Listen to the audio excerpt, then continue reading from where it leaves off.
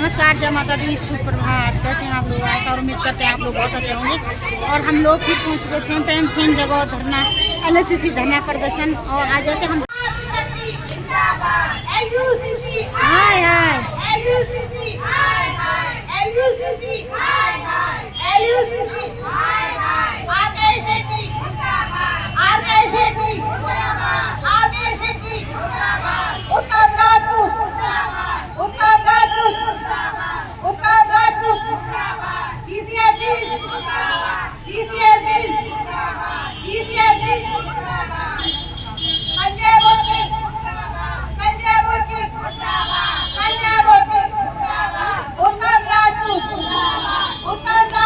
मुर्दाबाद, जिंदाबाद, जिंदाबाद।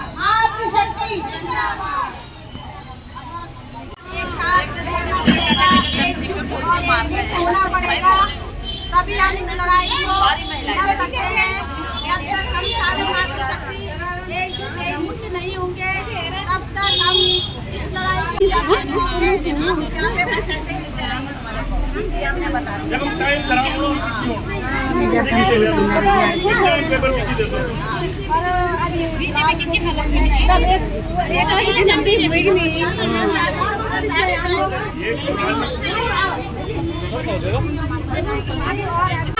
शहीद भगत सिंह, सुखदेव, राजगुरु खुदीराम बोस ने अपनी जवानी कुर्बानी की है इस आजादी के लिए और इस अधिकारों के लिए। हम अपनी आजादी, अपने अधिकारों को सत्ता के हुक्मरानों के भेंट नहीं चढ़ने देंगे। यदि हमें तीनों झांसी की तरह रूप भी अपनाना पड़े, हम अपनाएंगे, तो भी हम अपनी आजादी, अपने अधिकारों की बलि नहीं चढ़ाएंगे। क्या आप लोग अपनी आजादी को इन नेताओं के घरों में गिरवी रखना चाहते हो? नहीं रखेंगे हम लोग। आज भी हमारी सेना शहीद हो रही है अपनी आजादी के लिए। चाइना, पाकिस्तान और बांग्लादेश हमारे देश से हमला करने के लिए तैयार बैठे हुए हैं। हर रोज हमारे सैनिक सरहदों पे अपनी खून पसीना बहा रहे हैं। क्या इसलिए बहा रहे हैं ताकि उनकी मां बहन बेटियां इन ठग बेईमानी के शिकार हो सके? क्या इसलिए बहा रहे हैं ताकि उनके खून पसीने के पैसों को ठगने के लिए हमारी सरकार ठग बेईमानों को इस प्रकार से लाइसेंस दे? ये बदतमीजी, ये धोखाधड़ी, ये गद्दारी जनता के साथ बर्दाश्त नहीं की जाएगी और हर गद्दारी में हम हिसाब लेंगे। गद्दार करने वाला नेता हो, शासन हो, प्रशासन हो या ये सभी नगरवाल हो, सबकी हम ईंट से ईंट बजा देंगे। और पूरे भारत की महिलाएं वर्तमान समय में जाग चुकी हैं, बिल्कुल जाग चुकी है महिलाएं। हम वो महिलाएं नहीं तो तुम बोलोगे कि यार तुम घर बैठा, हम घर बैठ जाओगा। हम अपना दूध का हिसाब लेंगे, खून का हिसाब लेंगे, वोट का हिसाब लेंगे और टैक्स का हिसाब लेंगे और तुम्हें हिसाब देना पड़ेगा। हम किसी को नहीं छोड़ेंगे। अब मैं तो कहती हूँ यदि हमारा साथ निभाते, आज तक मैं इनका ईट से ईट बजा करके आप लोगों का सारा पैसा मतलब क्या सोच में थोड़ा बस दिला दो हमको, इनकी कुर्सी कर देते हैं हमको। देखो साथियों, हमारे संविधान की प्रस्तावना है कि भारत भूमि के प्राकृतिक संसाधनों पे, भारत भूमि के भौतिक संसाधनों पे सभी लोगों का इक्वल हक है। सबको इक्वल हक है। जो फैसिलिटी हमारे वोट से हमारे जनप्रतिनिधि को मिल रही है वही हमें भी मिलनी चाहिए। और भैया आप मुझे मुझे बोलो कि मार भेजी जोशी भेजी वो ना कि पानी में रहकर मगरमच्छ से बाहर निकलना चाहिए। तो मैं दो टूक बोलना चाहती हूँ, है कौन वो मगरमच्छ? हमारे सामने आए जरा, हम बता दें उस मगरमच्छ को कि किस जात की मूली है। मगरमच्छ समुद्र है, ये पानी तुम्हारी जागीर नहीं है। पानी में सांस जैसे बड़ी मछलियां भी रहती है। अब वक्त आ चुका है मगरमच्छों से बैठ देने का, मगरमच्छों को खदेड़ने का, मगरमच्छों का जुबान पकड़ करके फाड़ने का। समझ रहे हो? हम मगरमच्छ से नहीं डरेंगे। अगर कोई कुछ नहीं मगरमच्छ होता, अब ये मगरमच्छ यहाँ को पड़ा हमारा जो हमारा अधिकार छीन लेगा, उनके हलक में हाथ डाल करके हम अपने अधिकार लेंगे। गलत फहमी कोई भी न डाले। और अभी तो हमारा एक 5% रोदर रूप है। जिस दिन हम अपने असली रूप में आएंगे, न शासन न प्रशासन कोई भी हमें संभाल नहीं पाएगा। इसीलिए हम अभी भी अपने शासन प्रशासन से विनती करते हैं कि आप अपने अपना सम्मान सहित उन्हें वापस दे।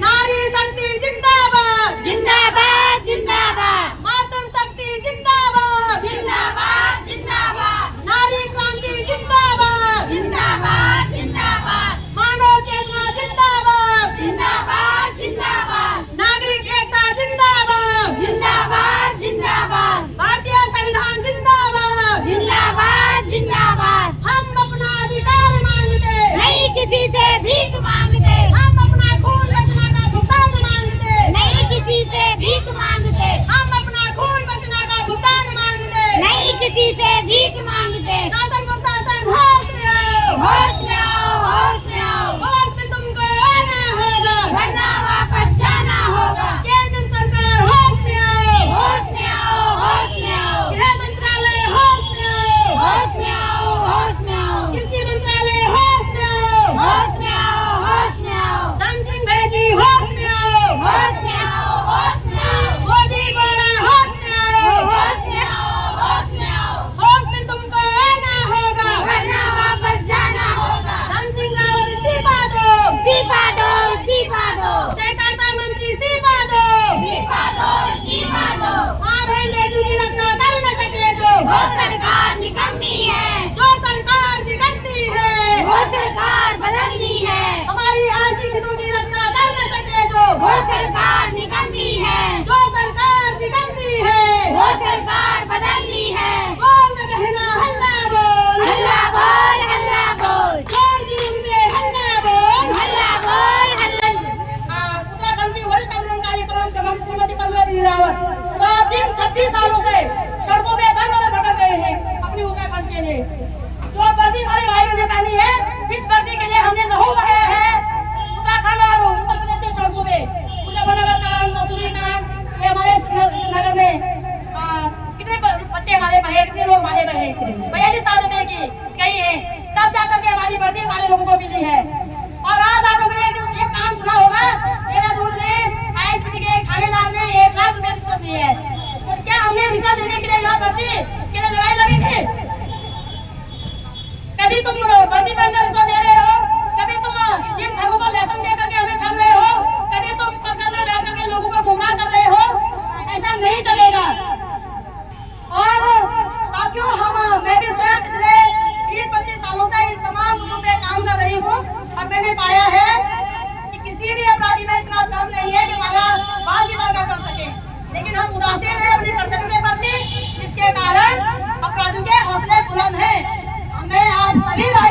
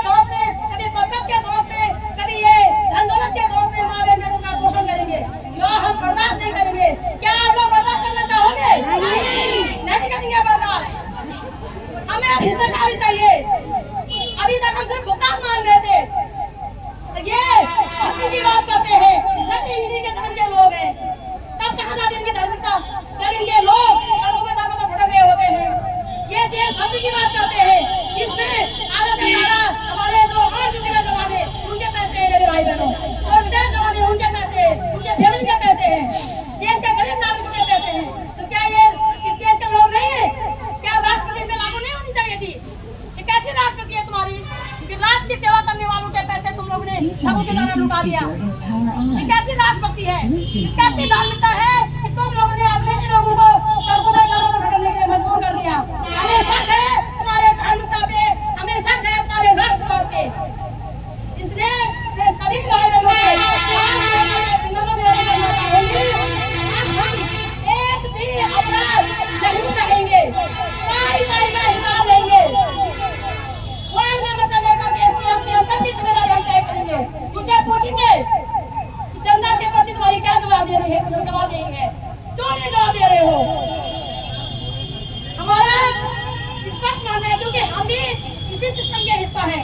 तो हम चाहते हैं कि हमारा मुख्य जो श्री पुष्कर सिंह धामी जी हैं वो आपातकालीन राहत कोष बनाए, उत्तराखंड के 25 लोगों का पैसा अविलंब उन्हें वापस करें। आप भी फ्री, हम भी फ्री, अन्यथा आपको पद का छोड़ना पड़ेगा, बिल्कुल छोड़ना पड़ेगा। 25 लाख लोग सड़कों के मुद्दों से उतरेंगे जब, इन्हें वहाँ से भागना पड़ेगा, इनकी जवाबदेही तय होगी। ये तय आपको करना है कि आप अपने अधिकारों की लड़ाई लड़ना चाहते हो या फिर शोषण करना चाहते हो सदियों से। और बात सिर्फ ये अधिकार होनी चाहिए, वो तो लोग लड़ने के लड़ने चाहिए, वो तो शिक्षा लड़ने के लड़ने चाहिए, वो तो स्वास्थ्य के साथ इस प्रकार का कोई भी फ्रॉड काम न लेके आए, न हो इनके बस का रोजगार न दे, कोई बेचारा दिहाड़ी मजदूरी करे, रोटियां फोड़े, मजदूरी करे, लेकिन इस प्रकार से किसी के पैसों का के साथ खिलवाड़ करे, ईमानदारी से 2 पैसे कोई कमा कर लाता है और हम लोग उससे ठगी कर घर जमा कर देते हैं और फायदा सरकार उठा लेती है, तो कोई तीसरा व्यक्ति उठा देता है। तो इस प्रकार से हम लोगों ने जागरूक होना है और सरकार को इसमें मुंह तोड़ जवाब देना है। अगर सरकार ईमानदार थी, शासन प्रशासन ईमानदार था, तो जरूर अपनी ईमानदारी का परिचय देने के लिए एक घंटे हमारे सामने आते और कहते कि दोषी कौन है, पैसा कहाँ गया है और क्यों गया है। लेकिन सरकार ने भी चुप्पी साथ रखी है, शासन प्रशासन ने भी चुप्पी साथ रखी है।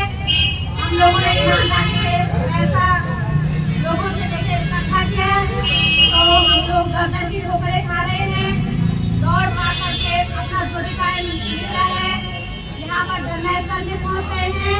लेकिन दुख इस बात का है साथ यहाँ पर इकट्ठा होंगे तभी हम अपनी लड़ाई लड़ सकते हैं और शासन प्रशासन को कर सकते हैं। यही सारी मानसिक शक्ति से निवेदन है कि अधिक से अधिक संख्या में आने का कष्ट करें और हम आंदोलन हमारा होगा। जब तक हमारे पैसे नहीं मिलते हैं तब तक हम आंदोलन करते रहेंगे और रहेंगे। जैसे हरिद्वार से, ऋषिकेश से, देहरादून से, उखीमठ से, रुद्रप्रयाग से, श्रीनगर में, जैसे श्रीनगर में चल रहा है धरना प्रदर्शन, तो आज सारी शक्ति के अगर धरना प्रदर्शन हो सकता 6 महीने में हमारे पैसे वापस मिल जाते। लेकिन सभी मातृशक्ति ने ऐसा नहीं सोचा है, लेकिन फिर भी सभी मातृशक्ति से बार बार निवेदन है, बार बार हाथ जोड़कर विनती है कि सभी एकजुट हो जाए और अपनी लड़ाई लड़े, अपने हक के लिए लड़े, अपने हक के लिए लड़ना सीखे। जब तक हम अपने हक के लिए नहीं लड़ेंगे, अपने हक के लिए नहीं लड़ेंगे, तब तक हम आगे नहीं बढ़ सकते हैं। हर मातृशक्ति के अंदर ये उत्साह होना चाहिए कि हम स्वयं अपने लिए सोचो, अपने लिए लड़ो, तभी हम निवेदन है हरिद्वार वालों से, उखीमठ वालों से, श्रीनगर वालों से, रुद्रप्रयाग वालों से अधिक जनसंख्या में आने का कष्ट करें।